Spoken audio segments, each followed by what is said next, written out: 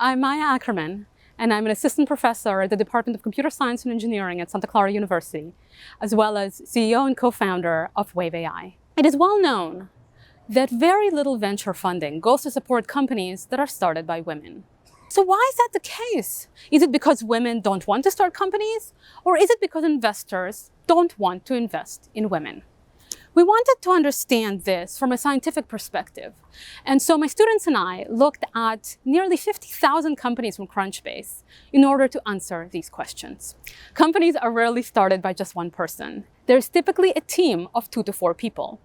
In particular, we divided the companies into 4 categories. We looked at companies that only have female co-founders, companies that only have male co-founders, and mixed gender groups led by female CEOs and led by male CEOs. A lot of people would guess that it is the companies that don't have any female co-founders, companies that have only male co-founders, that go on to raise the most money. But actually, across most industries and most places in the world, that's not the case.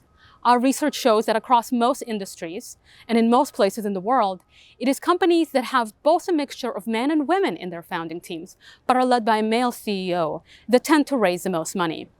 There are exceptions. For example, in Silicon Valley, it is companies that don't include female co-founders that tend to outraise the other types of companies. Here you might ask, why does the gender of the CEO matter so much?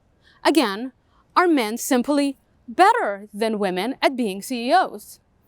Well, in order to answer this question, we looked at 2 other characteristics which investors claim are very, very important in their investment decisions. So investors tend to say that they really care about the number of exits. So if somebody previously had a company and successfully sold it, that's a really great marker. Another thing that investors claim to care about a lot is whether founders went to a top university. So we compared gender and prior business experience captured through the number of exits and education. And we wanted to see which feature was most important for how much money ends up getting raised. To our great surprise, we found that the most important characteristic from amongst these 3 is the gender of the CEO. This means that highly qualified women who want to start companies are being routinely turned away by investors who prefer to invest in less qualified men because of their implicit bias. Now, this is a very big problem.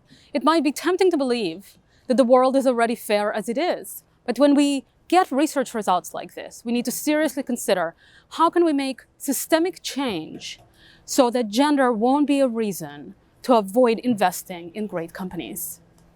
So investors seem to care more about gender than about business experience or education.